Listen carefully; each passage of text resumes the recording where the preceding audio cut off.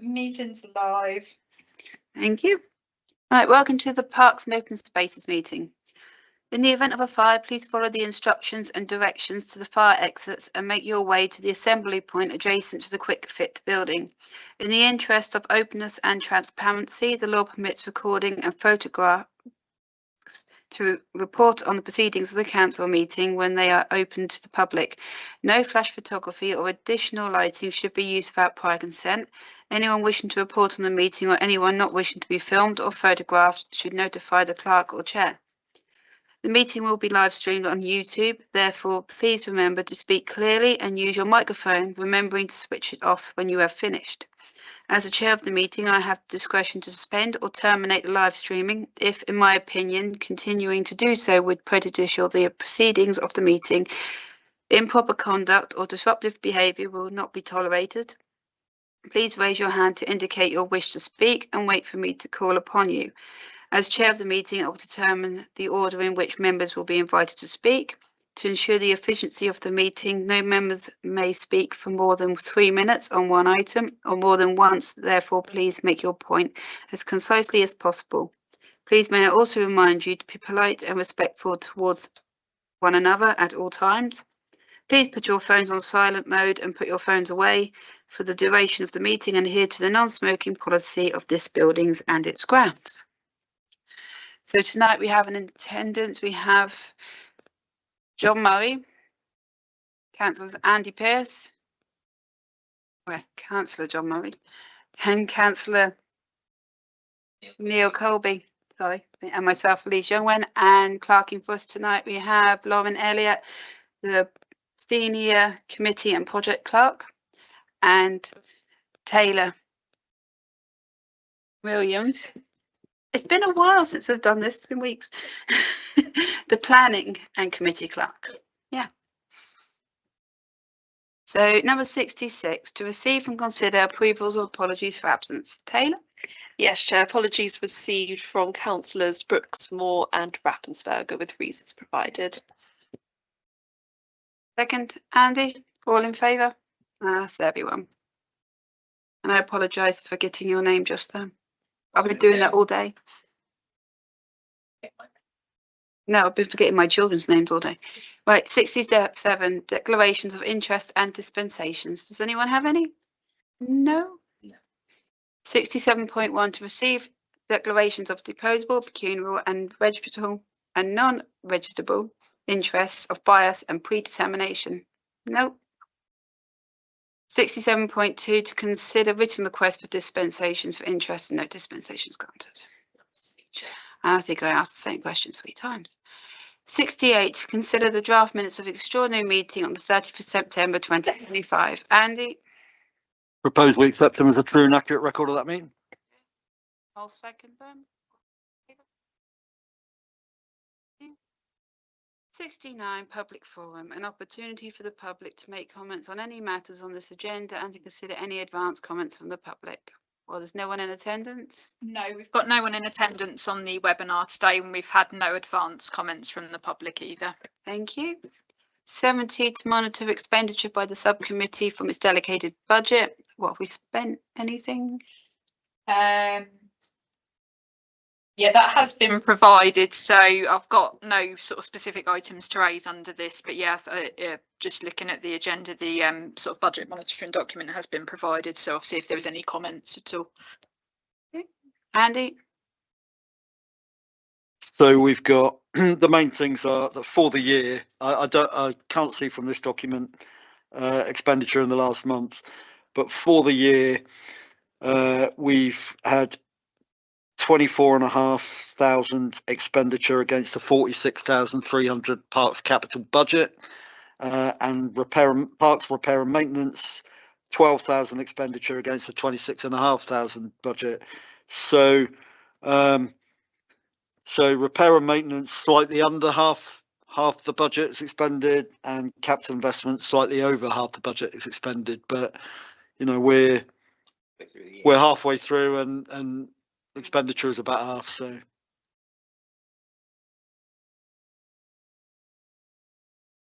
we've got 71.1 1 to receive feedback and any recommendations on the 5-year plan meeting. Was there any that came out of that today? We didn't finish it. We're up to Sparrow's Nest, aren't we? So in alphabetical order. So we've done the lion's share of it. I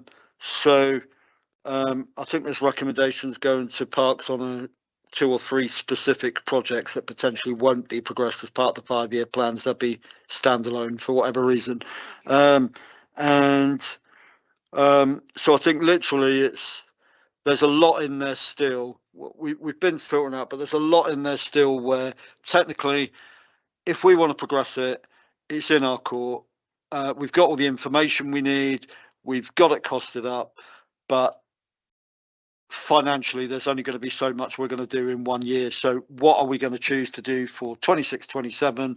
And then, what we don't do there, what is going to be like the following year?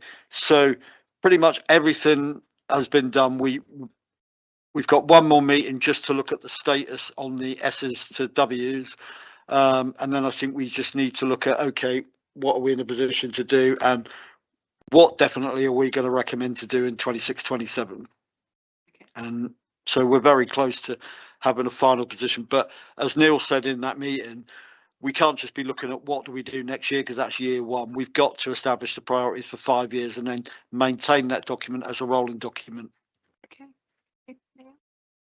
To add to what Andy said is that we did, or I proposed, and I think it was felt the same, is that the other thing we need to build in that meeting or shortly afterwards, when looking at the 5-year plans, is the input from the GMT as to thinking about whether certain things are realistic, and where we tie them in, because it's all very well us saying we're going to do 14 projects in a year, but if we haven't got the ability to actually deliver them with the staff we've got, then we're being unrealistic. So it's not saying they actually say yes you can do it or not, but that we need to seek their advice on what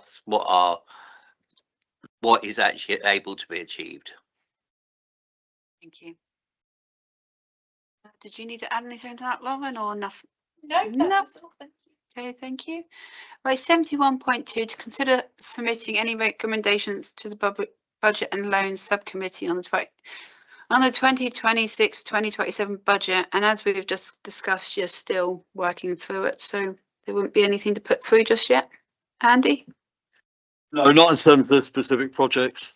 Well, I guess we're probably about 2 meetings away from making that. So we got the one to finish off assessing the individual items like in the S to W on the alphabet, and then then making the recommendations for year 1, year 2, year 3. So that's probably 2 meetings. I would thought rather it might be too much to cram it into one. But the one recommendation we did have, which went to budget, and which I think went from the previous meeting, is that the parks capital and parks repair and maintenance budget should not be any less than current year's budget plus RPI. And that's been considered and noted by RPI. So in the working budget, that they are the figures that we're factoring in. We will see what comes out of the mix.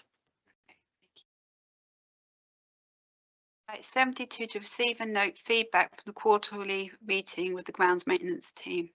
It says that you uploaded a separate meeting paper, but I don't have it. It's says 72 confidential note. Yeah, it is on. Is it on there? Is it on there, is it? Oh yeah, it is there, yeah. That's not to say I'm not going mad, but yeah. No, I'm going mad because I've read it and I didn't realise I had it. It's been a long week. Has anyone got anything to say on this? John? Thank you. Yeah, early on the paper it talks about the boating lake at Kensington Gardens, and there's a phrase in there. It says it's considered that the loss of the boating lake for leisure purposes would be a shame. I think that's a nice phrase, and I think I would endorse that as a non-expert, but just someone who uses the area. And we've had various discussions about what might happen, and at one point there seemed to be quite a movement towards filling it in and making it some sort of garden Didn't they area. want to turn it into a giant pond at one point? Well, it is a giant pond at the No, you know what I mean. Just what's it? A wildlife. Oh, wildlife, yeah. A wildlife pond. Yeah, but my thoughts are that, and I get the costs. I can see the costs, and they're significant, both in materials, i.e., water, and the maintenance things. But I think it has. If we get rid of it as a pond, one group who enjoy that type of thing are little people, Mm-hmm. and I think it would, as the words say, it would be a shame if we didn't really think carefully about what the loss of that amenity to little people, young people, might mean. And as well as it might not be used massively at the moment, with further thought, it might be used more. I get the point about the canoes are too big. They are too big. They're the wrong size for it. Yeah. But I just endorse. It would be a shame, and I think if we would do something different, I think we should think very carefully. Okay, thank you. Andy? Yeah, I mean, I feel the same, because it's like, you know, as I said in the meeting, like a wildlife pond, a natural pond. I think I'd support just about anywhere else. And I'm not saying I won't support it here, ultimately, if it comes to it. But I think, that boating lake has been an amenity pond rather than a natural pond for decades. There are people here who have childhood memories of it. And, obviously, we're in public session, so I have to be careful what I say. So it does form, it does fall within one of the leased properties. So I think the issue is there needs to be a conversation between the town council staff and the lessee as to how it's taken forward. But I agree with John. I think every effort needs to be made to maintain the amenity, because that is the tradition of that pond. I also note the other comments that are made. It's the amount that, the amount of water that has to be drained, and it was a more shocking figure to me than the cost of the salt treatment. So, but I think we need to explore every opportunity to try and maintain that as an amenity, because it does go back decades, with that park. I think the thing out this document that I think really grabbed me, in terms of, because we had talked about it before we brought the ground maintenance in house, so none of us really knew what would be involved in terms of what would be needed to deliver it. It was just like a nice idea kind of conversation, and I think everybody probably thought at the time it would have to be outsourced and the cost would probably be prohibitive, and it never happened. But now we're hearing that actually could probably be done in house and relatively low cost, is actually having a water capture tank at Sparrow's Nest. So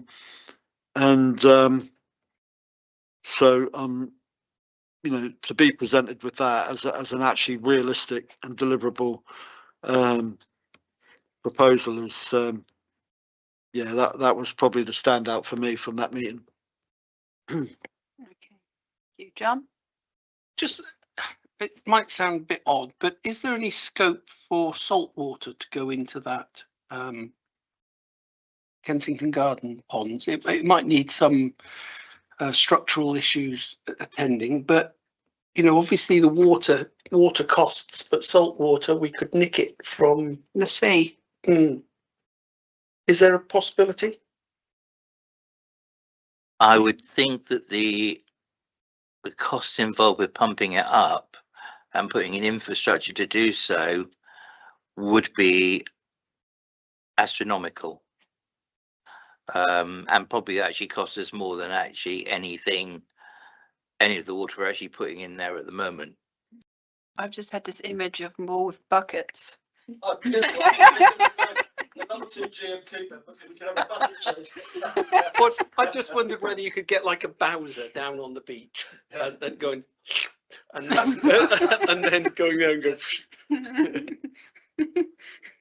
could be a health and safety nightmare. Neil's trying not to laugh, look. No, I was actually just thinking of the fact that there is a bonus in the East Suffolk just putting a lift in.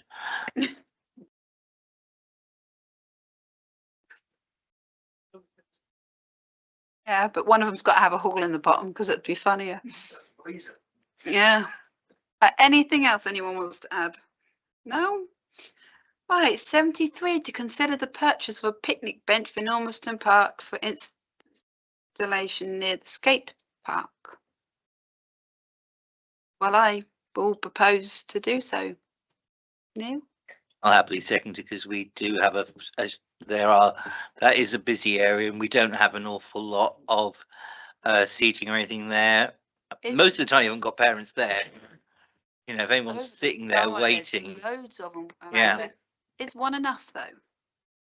Yeah, I mean, we seem to have particularly sort of young people who are congregating there who I think just want somewhere to go really, and I think that obviously the skate park is sort of the natural area where they do congregate anyway. So yeah, I think we can certainly start off with one. We were looking at like steel designs. The price range we were sort of looking at was about £800 to £1,100. So if you're happy to put a budget to that as well and a budget allocation, then yeah, we can sort of progress that. Okay. Andy? Can I just ask, I am supportive, so, you know, I know there's been a proposal that's been seconded. Can I just, has this just come as a staff suggestion or is there a specific query that's prompted this item? It's primarily at the moment because there seems to sort of be a bit of a congregation around the wildflower area, and should I say it's not always positive behaviour, shall we say. So it was more to kind of leave that as the sort of quiet space that was intended for, and yeah, perhaps move to that skate park area. Yeah. Neil? I was just going to say that we probably need to budget a bit more than that because I'm imagining it may need a slab. I think we've got an existing. Oh, there is one. Yeah, because we used to have a swing set there, a standalone swing set. So we think we have got a usable concrete pad there. But yeah, if you want, I'll say the price range of the designs we were looking at were about 800 to 1100. So yeah, if you wanted to put a little bit of a buffer on that as well, and then we'll work within that, that would be great.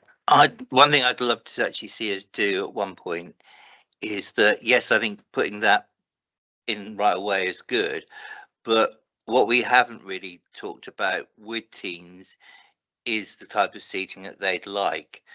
And it may be worth, if we have the youth council or whether we look at other ways, actually having some kind of engagement about teen facilities. Because the picnic bench there might be something else that could be put there that might actually attract them to use more than the picnic bench might. Okay, John? Yeah, perhaps a wee bit along those lines. Lauren mentioned that, you know, a lot of youngsters congregate there, but perhaps other people might as well. And are we being too are we not being adventurous enough? Is there scope in that immediate area to make something of a, as it were, a circular pad with 2 or 3 seats around it to make a bit of a feature of an area like that, without specifying today where that is, but so that, you know, more than a couple of people could sit, be a picnic area, it'd be, and again, these dreadful young people, if they want, they could sit there as well at times. But, you know, is it worth considering making a bit more of a feature of? So maybe bring it back to you perhaps with some more ideas of different styles, perhaps. Than possibly. Yeah, that would be a yeah, suggestion. we can do that. Yeah, I can certainly have a look at that. It's no problem. So should we drop that proposal? Can we do that? I was just going to say, I think it's something we need to move forward on, and we could even possibly look at some kind of rough budget.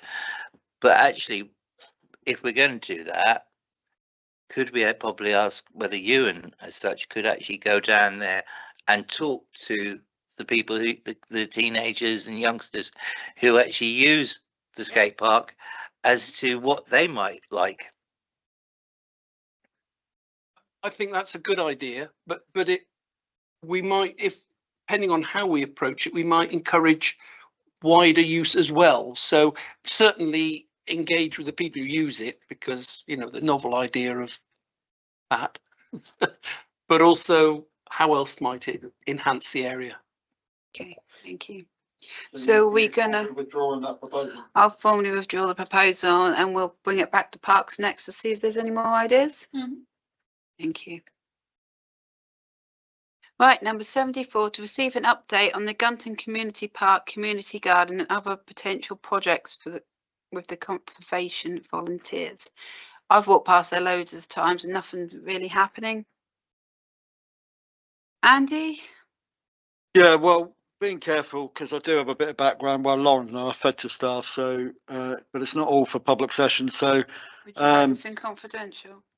yeah, so I mean, basically there isn't anything happening at the moment, but the staff know why, and there's dialogue happening, and options there. But so I can give a more uninhibited update, you know, because there's confidentiality in another organisation involved, commercial confidentiality. So I can you know, I can speak to that in confidential session. But I think basically until you know we unravel this and we know what we're doing with Gunton Community Park, I don't think we should be sort of talking about involvement in other assets, because I think we need to see some movement here. Okay. One thing, Chair, on this, because we talked about putting some more fruit trees there anyway. There is an allocation that we've already ordered where some are going into Gunton Community Park, but the grounds maintenance team can get 10 fruit trees for the area for £170. So if that is something you'd be interested in, if you're happy to approve that, we could purchase. Yeah. But that's obviously an entirely decision for yourselves. Neil? I'm happy to propose that we actually go ahead with that, because even if we don't get a community volunteer group working there, the fruit trees will actually be beneficial to wildlife and things like that. So they won't go to waste. I'll second that. So do you want a budget as well? Yeah, so yeah, be £170 would be the cost of that, and then obviously we'd do the planting would either be done in conjunction with the conservation volunteers with the days they're going to give us, Okay. or we can do that sort of in-house. So do you want to add a budget of like 200 so they've got some wiggle room? Yeah, Can I suggest 250, Chair? Yeah, that's fine. So all in favour? That's everyone. Thank you. Okay. I've lost my agenda now. So date of the next meeting is Tuesday, 18th of November at 7. 76 items for the next agenda. Same as usual, send through to Lauren or Taylor, please. So the admissions to meetings. To resolve that under the Public Bodies Admissions to Meetings Act 1960, the public be excluded from the meeting on the grounds that publicity would be prejudicial to public interest by reasons of the confidential nature of the business to be transacted, namely any employment matters and legal issues related to the matter on this agenda. Can we have a proposal, please? Andy? Neil second. All in favour? That's everyone. Well, thank you for watching.